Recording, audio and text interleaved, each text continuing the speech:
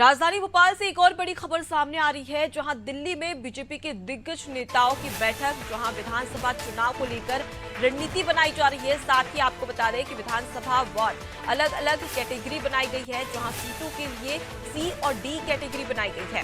हारी सीटों पर जल्द उम्मीदवार घोषित होंगे और साथ ही कमजोर और हारी सीटों पर दो रणनीति भी बनाई गई है, जहां कम अंतर से हारी सीटों पर अलग से चर्चा की गई।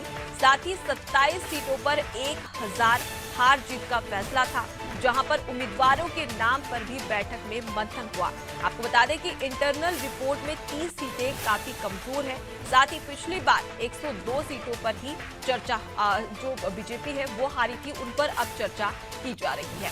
तो देखिए, कल की बात कर ली जाए तो राजधानी दिल्ली में एक बड़ी बैठक आयोजित की गई थी, जहां पर प्रधानमंत्री नरेंद्र मोदी और गृह मंत्री अमित शाह की अध्यक्षता में ये बैठक हुई, जिसमें सीएम शिवराज सिंह चौहान के साथ ही जेपी नड्डा और तमाम बीजेपी के दिग्गज नेता इस बैठक में मौजूद रहे। और हम बात करें मध्य प्रदेश में, तो 2018 में जिस प्रकार से बीजेपी को हार का सामना करना पड़ा था, वो कौन कौन सी सीटें थी जहां पर बीजेपी काफी कमजोर थी, और वहां पर इस वक्त परिपक्व बनाने के लिए, उसे सशक्त बनाने के लिए, बीजेपी को मजबूत करने के लिए रणनीतियां बनाई गई हैं। ज्यादा जानकारी लेंगे, वैभव हमारे साथ में लगातार जुड़े हुए। वैभव, कल दिल्ली में बीजेपी नेताओं की एक बड़ी बैठक हुई, कौन कौन सी बातें निकलकर सामने आई है मध्य प्रदेश के चुनावी लिहाज से?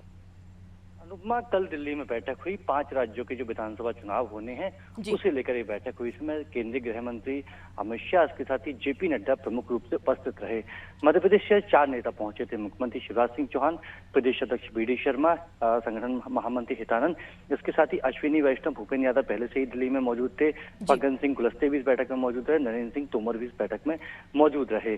तकरीबन 1.5 घंटे बैठक चली थी, फिर आधे घंटे का इंटरवल था। उसके बाद फिर केंद्रीय नेतृत्व ने मध्य प्रदेश के नेताओं को बैठक करने के लिए बुलाया था।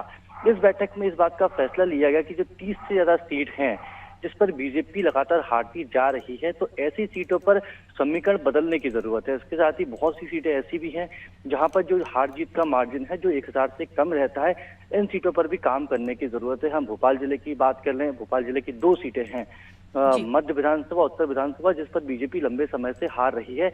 तो जिन सीटों पर बीजेपी लंबे समय से हार रही है उन सीटों पर फोकस करना है और इस तरह से रणनीति बनानी है ताकि इन सीटों पर भी जो लंबे समय से परिणाम है उसको बदलकर उन्हें बीजेपी के खाते में जोड़ा जा सके, एड ऑन किया जा सके। तो इन सबको लेकर कल बैठक हुई है और जो खासा फोकस है वो इन्हीं सीटों पर करना है जहां बीजेपी लंबे समय से हार रही है। इसके साथ ही जहां हार जीत का अंतर 1000 से कम रहा, कह सकते हैं कि बीजेपी के प्रत्याशी 2018 के चुनाव में जिन सीटों पर 1000 से कम वोटों से हारा था, तो इन सीटों पर फोकस किया जाएगा। और ऐसा माना जा रहा है कि ये जो सीट है इस पर सितंबर में ही प्रत्याशियों के नामों की घोषणा कर दी जाएगी, ताकि प्रत्याशियों को ज्यादा समय मिल सके और जो दिक्कतें हो सकती हैं, चाहे वो कार्यकर्ताओं के बीच में हो, चाहे वो संवादहीनता हो, चाहे वो दौरे कराने हो, तो पहले इन सीटों को लेकर रणनीति बनाई जाएगी ताकि इन सीटों में से कुछ सीटें बीजेपी उन पर जीत हासिल कर सके। जी, तो कमजोर सीटों पर मजबूती बनाने के लिए बीजेपी ने रणनीतियां बनानी भी शुरू कर दी है। फिलहाल के लिए आप हमारे साथ में बने रहिए वैभव, आगे भी आपसे जानकारी लेंगे।